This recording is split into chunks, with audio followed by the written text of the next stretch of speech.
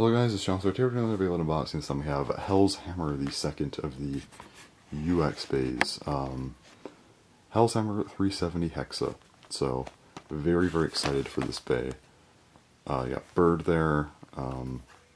Yeah, it looks very cool. Honestly, just want to kind of get into it. So let's go ahead, take this off camera to avoid the code.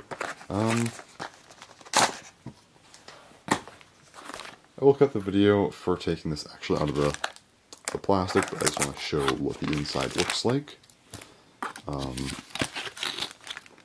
First up here, you got the instructions, nothing new, and then there is the bay. Good to see this one a little bit better than Drown Buster, and then there's the launcher and stuff, so yeah, go and get this all dealt with, and then I will come back to talk about it a little bit.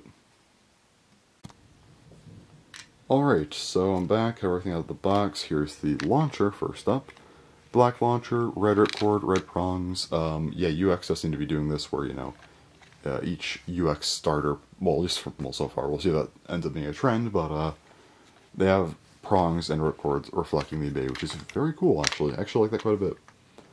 As far as parts go, I have everything here. We'll start with a bit, which is Hexa.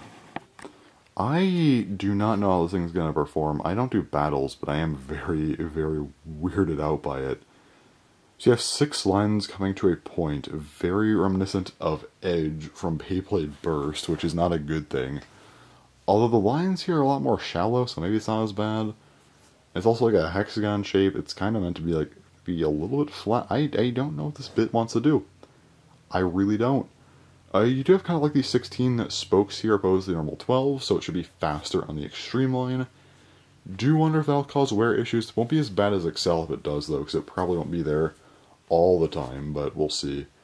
Just a very interesting bit for sure. Also, yeah, you do have the burst resistance for being, you know, a balance type bit, but this is almost like a red-orange color, a little bit. It's a little bit more orange on camera than in person, but yeah, it's kind of a red-orange, which is interesting.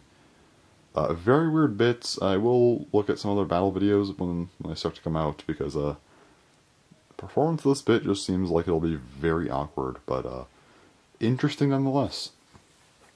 Moving on here to the Ratchet, which is 370, so our first new height. I've been wanting a new height for a Ratchet for a very long time.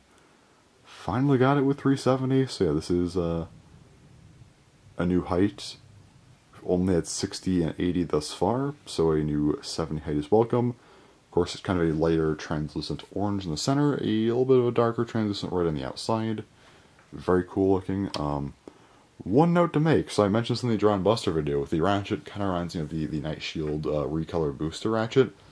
This one reminds me a lot of the Wizard Arrow Recolor Booster Ratchet. Were those two Recolor Boosters, were the color schemes meant to be previews for these two UX bays? Or like Easter eggs in a sense. Potentially, but that could just also be coincidence. I don't know. But anyway, very cool Ratchet nonetheless. Again, just glad to have a new height for once, 70, so there you go. And now we get to the actual blade, HellsHammer. Oh boy, this is a cool looking blade.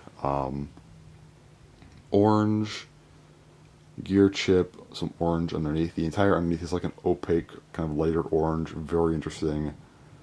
And you got like the red for the prongs here, black, red, and orange for the gear chip. Very cool looking. Of course, being a UX bay, the center part to the gear chip does not spin anymore at all. There's no gear chip cover. The prongs are plastic instead of metal, and that also makes the bay have more outward weight distribution. And of course, the bay is meant to be more unique. This one, this bay is just kind of weird, but the blade design here, you kind of tell like the attack points are very awkward. You can tell here like these points kind of go upwards, and there's also like underneath here kind of is like an awkward kind of contact point. This whole bay is just very awkward looking, but I kind of like it. It just reminds me of like the screw wheel from Metal Fight a lot. So yeah, you just kind of see and gauge the general shape here. So yeah, very interesting bay for sure. So there you go. Next up, we're going to go ahead and compare the weights of all the parts and see how that goes. Let me refocus this. Sorry to hear the rain in the background. It's raining kind of hard out. Anyway, the Hexabit 2.59 makes sense since the the gear part's a little bit bigger. Ratchet is 6.46, makes sense. And we'll check out the blade, which is 33.18, actually, or 33.17. Pretty normal kind of attack blade. It's a balanced blade, I know, but still, keeps going down, actually. 33.16, are we good? Alright, sure. Anyway. Yeah. Alright, let's go and check out the full weight here. We'll be, interested to see that. Shouldn't be too crazy compared to normal Beyblade X bays, honestly, so... 42.21, again, pretty standard. Nothing too crazy, which is fine. I actually am happy about that, because I did not want UX to come in and just, like, body BX and have it be, like, a complete upgrade in terms of, like, how good they are, so nice that the weights are fairly normal still. So anyway, let's just go and put this bay together, and see how that goes. Let's see here. Yeah, okay. Put that on. Fix my focus as well. Okay, and then the bits.